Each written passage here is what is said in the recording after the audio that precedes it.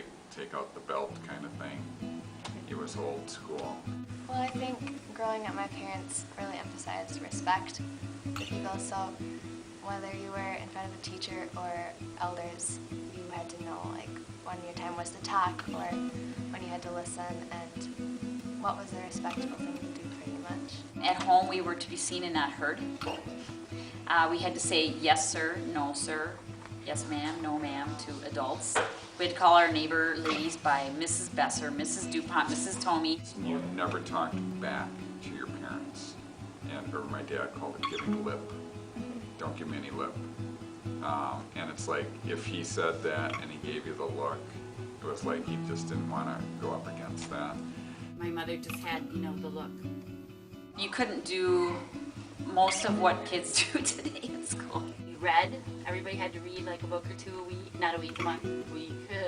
You had to read. I remember growing up a lot of the time, whenever I felt like being sassy or whatever, my dad would be like, is that how you would talk to a teacher? And that like really made you think and be like, well yeah, you're super respectful to your teachers and stuff like that. And so like he wanted to make sure you carry that out through even your family members, who sometimes they can get a little bit lax with. Like he wanted to make sure like I knew to address everyone with respect. You sat at your desk and you just listened and you didn't question the teacher. The teacher was, if you got caught with gum in school, you had to stick it on your nose. You had to eat absolutely everything on your plate. I would like hide my peas underneath the plate and try to ditch out of the table before somebody lifted the plate and saw a big circle of peas underneath. When my parents asked us to do something, you did it then. You didn't say, can I do it in a little while? You didn't say, I don't want to do it right now. You never said, I don't want to do it. In terms of like table manners and stuff, I can definitely remember like during those family dinners, like get your elbows off the table, or like if I like going crazy, and laughing, they'd be like, Michelle, So like it's just kind of things that you generally should do. I mean, that's just like how you're brought up, I guess. Anybody that I hung around with, that was the same thing they had to do, so it didn't seem out of the ordinary to me. It was just something that you did. At school dances, you would dance with somebody and you wouldn't do what kids do at dances today. If your parents saw how you guys are dancing at the dance, they would somehow go to the school board and say, we don't want dances anymore.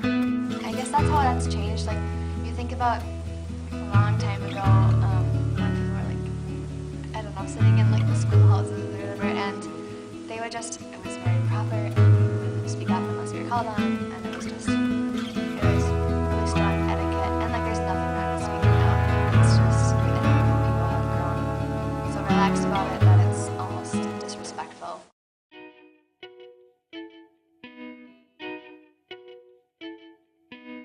I mean, my mom was always saying like how back when she was younger, it was like children are to be seen and not heard. And I don't really agree with that because I'm all for like individuality and like be able to express yourself. But there's like a certain line that I feel like we've crossed in this generation. Oh, bra straps. Okay, so we used to make fun of people. We'd say, oh, you got granny straps, because if your bra strap was showing, because we would say like grandmas had their bra strap showing and they didn't care. And we'd be like, your bra strap showing. I mean, that was like a big deal in junior high. It'd be like, bra strap, oh, like that, Now it's like, how many can I show and how low? That I've seen in class so many times of just the ways certain kids treat certain teachers. It's just like, that's not, like, is this real right now? Like, are you kidding me? Well, I think that when I was in high school, if somebody was, sucking someone else's face out in front of your classroom, as my grandmother would say, if they do this in public, what do they do in private? And now, I can walk out in the hall and they're, sucking each other's faces off. The guys with the pants. That's like unbelievable. If I did that, they would be totally disgusted. But they can run around and do that. A kid today almost tripped and fell because he was running to get to class on time. His pants were down below, where they're supposed to be, and he's like hanging onto his crotch area to keep his pants up while he ran. I mean, it's stuff like that. And that never would have happened in our high school. Never.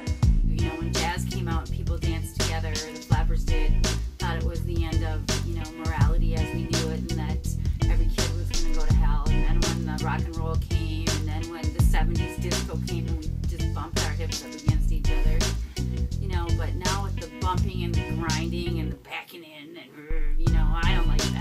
think that if someone had danced like that, yeah, you'd have been in big trouble. The etiquette's gone. You know, there isn't any, nobody knows how to make a complete sentence anymore. Everything is a shortened thing. There's so much, when you're on this side of something you want to be nasty, you don't have to make eye contact with someone. You don't have to see the effect that it has on their face. It's really bold. I can be really horrible, terrible, and awful. And I think that brings out the worst in people. I really do. I mean, I understand texting like, oh, hey, I'm almost there. But to text someone an entire, oh my gosh, thank you for that thing when that last week, like, I don't know, it feels like it should be more personal, I guess. And I still do, like, it's kind of dorky. But I enjoy, like, making thank you cards because then you can actually get your thoughts across. And if they went through all that trouble to help you out in some way, then you could probably do the trouble of making a card or coming to their house and saying thanks. It's difficult to have a conversation that has depth because you're so used to answering so quickly.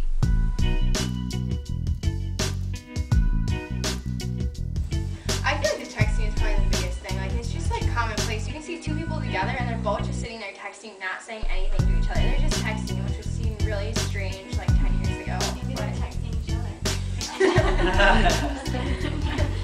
But you find that really weird, but then you find yourself in certain situations where it's like, you know, your whole family's kind of like sitting around. And so you pick you're up your all- phone and you start and you texting. look and like every single person in the family's like on their phone. It's like, this is really sad. I saw a group of girls in the hall. They were sitting in this little circle. There were 5 or 6 of them, and every single one of them was texting.